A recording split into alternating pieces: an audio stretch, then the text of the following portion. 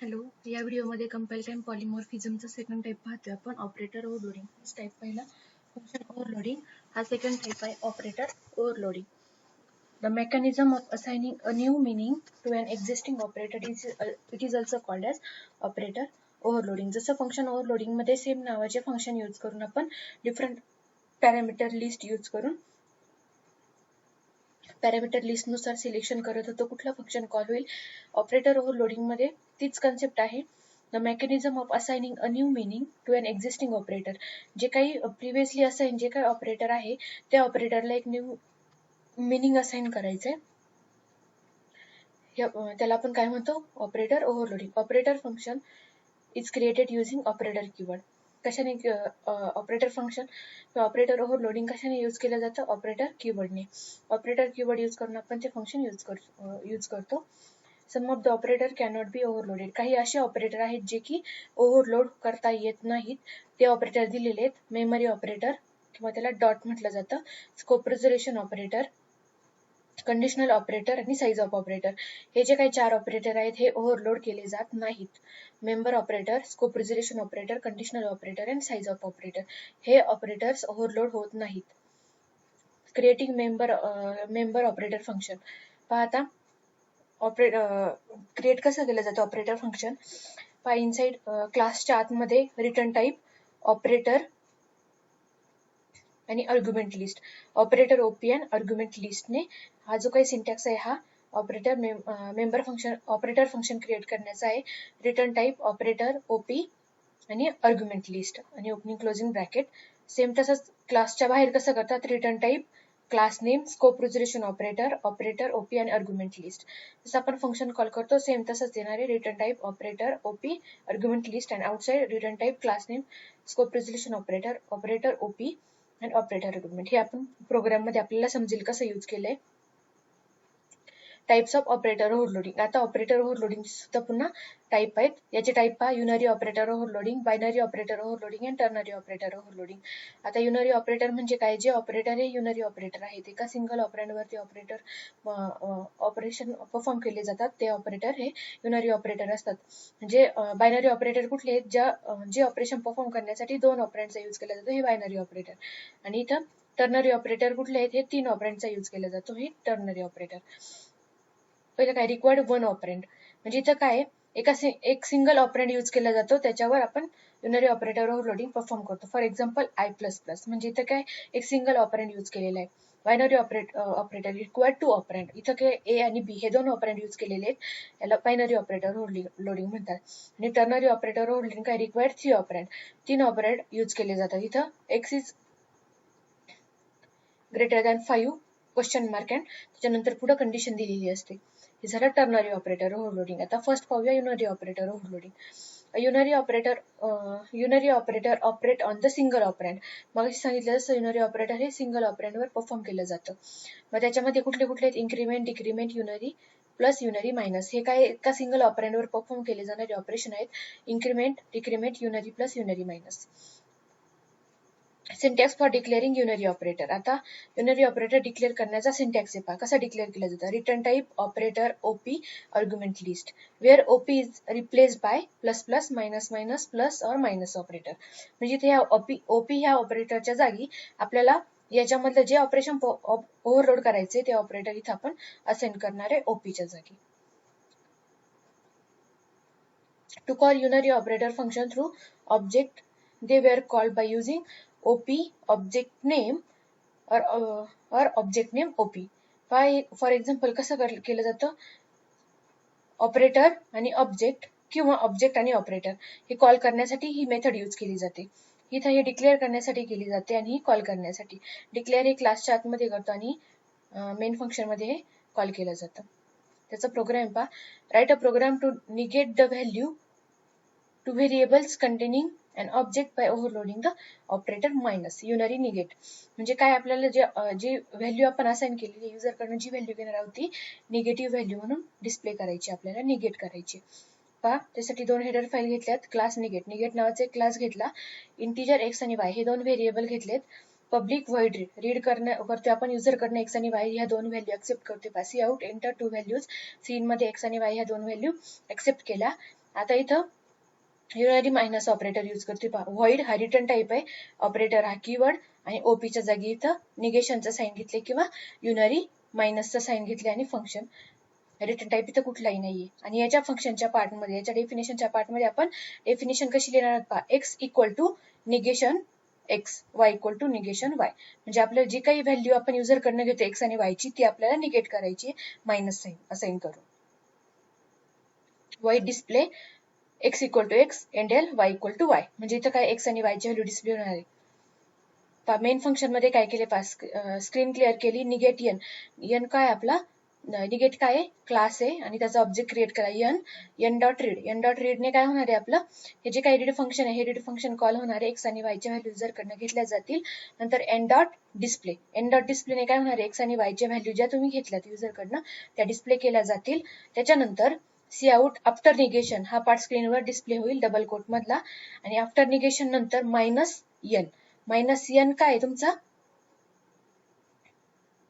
हा इथे capital N आहे, करेक्शन करून घ्या.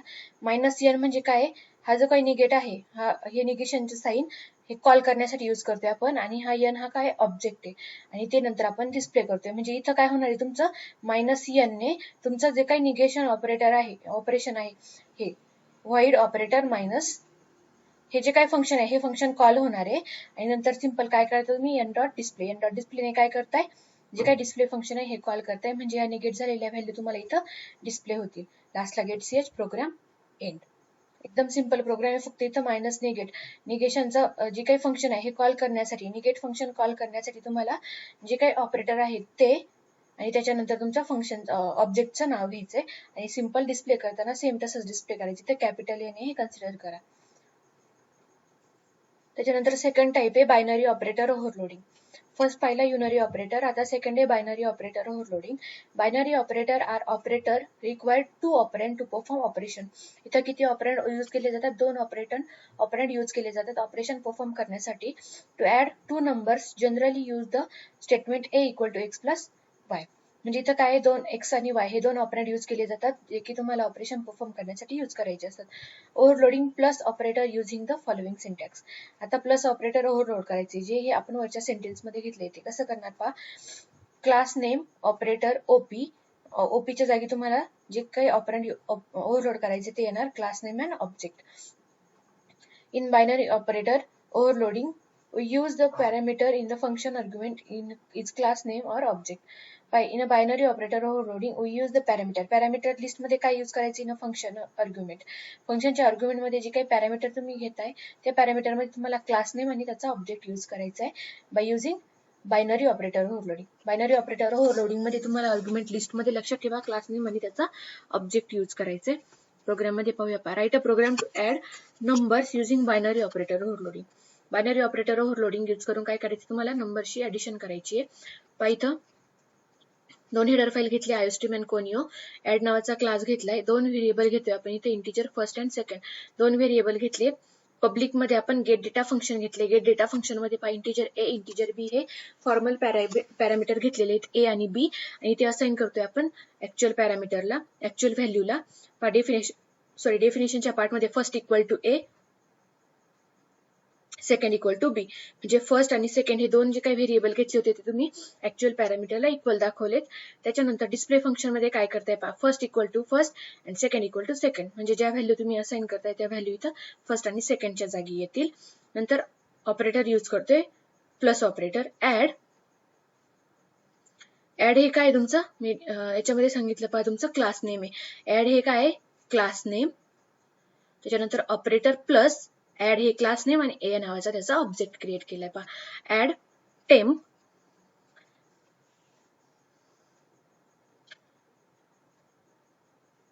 सॉरी इथे इंटीजर टेम्प यायला पाहिजे. Add temp, integer temp dot first equal to first plus A plus first. आता हे काय घेतले पहा, टेम्प डॉट फर्स्ट म्हणजे काय, टेम्पररी व्हेरिएबल मध्ये स्टोअर करायचे आपल्याला फर्स्ट व्हॅल्यूच्या. म्हणजे जी काही तुमची फर्स्ट व्हॅल्यू असणार आहे ती फर्स्ट व्हॅल्यू मध्ये स्टोअर झाली पाहिजे, सेकंडची सेकंड मध्ये. म्हणजे पहा टेम्प डॉट फर्स्ट म्हणजे टेम्पररी व्हेरिएबलचा फर्स्ट इलेमेंट जो काय आहे तो first equal to A plus first. म्हणजे जो काही फर्स्ट इलेमेंट तुम्ही युजर कडनं घेतलाय, जो तुम्ही कॉल डिफाईन करताय तो प्लस ए प्लस फर्स्ट, म्हणजे ऑब्जेक्ट थ्रू जो कॉल करताय तो, या दोन्हीची ऍडिशन टेम्प डॉट फर्स्ट मध्ये स्टोअर केली. सेम तसंच सेकंड प्लस ए डॉट सेकंड, या दोन्हीची ऍडिशन केली टेम्प डॉट सेकंड मध्ये, आणि रिटर्न काय करताय टेम्प, म्हणजे रिटर्न केल्यानंतर टेम्प कुठे जाणार आहे तुमचा फंक्शनला जाणार आहे.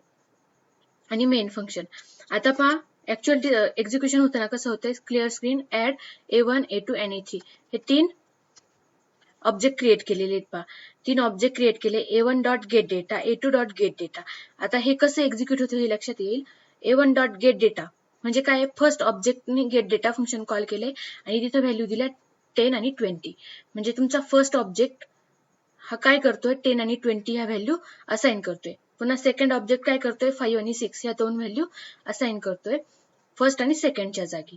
आता तुम्हाला ऍडिशन करायची, ती असाइन डिस्प्ले करायची तुम्हाला थर्ड ऑब्जेक्ट मध्ये A3 नावाच्या. मग ती डिस्प्ले होताना कशी होणार आहे A1 प्लस A2, म्हणजे काय तुमचा लक्षात घ्या. आता A1 आणि A2 या दोन ऑब्जेक्टची ऍडिशन करायची आहे, पण A1 आणि A2 या दोन ऑब्जेक्ट मध्ये दोन दोन व्हॅल्यू आहेत, ह्या ऍड होताना कशा होणार आहेत पहा.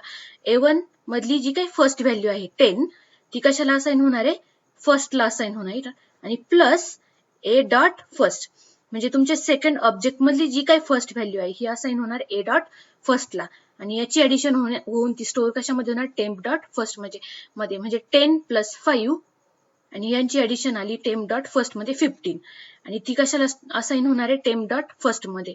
पुन्हा सेकंड तसंच, सेकंड ही व्हॅल्यू काय आहे 20, इथं असाइन होईल सेकंडच्या जागी प्लस A डॉट सेकंड, म्हणजे इथं A2 dot gate data function call झाल्यानंतर जी 6 व्हॅल्यू असणार आहे ती असाइन होईल A डॉट सेकंडला, नंतर 20 आणि 6 ची ऍडिशन होऊन टेम्प डॉट सेकंड मध्ये जाईल. इथं काय होणार आहे 26. आता टेम्प फर्स्टची व्हॅल्यू किती आपली 15 आणि टेम्प सेकंडची व्हॅल्यू आहे 26.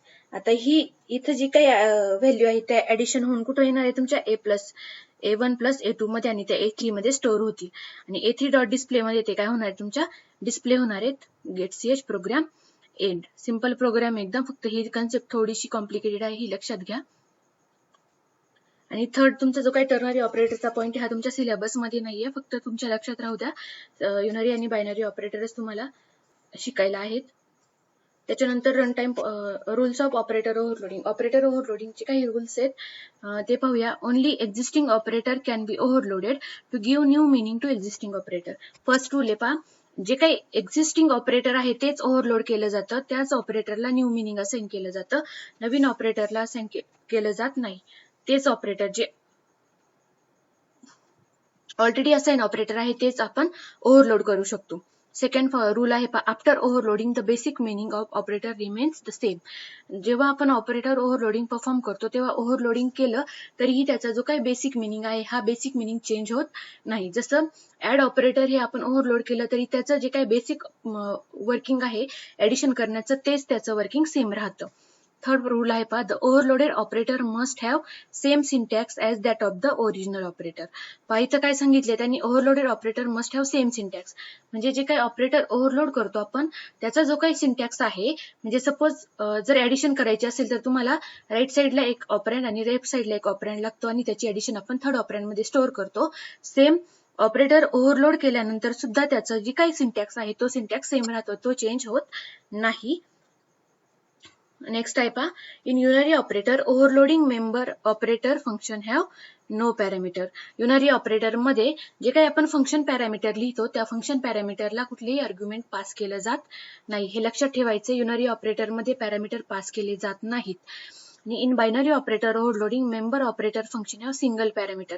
बायनरी ऑपरेटर ओव्हरलोडिंग मध्ये एक पॅरामीटर यूज केलं जातं, आणि युनरी ऑपरेटर ओव्हरलोडिंग मध्ये कुठलेही पॅरामीटर यूज केलं जात नाही.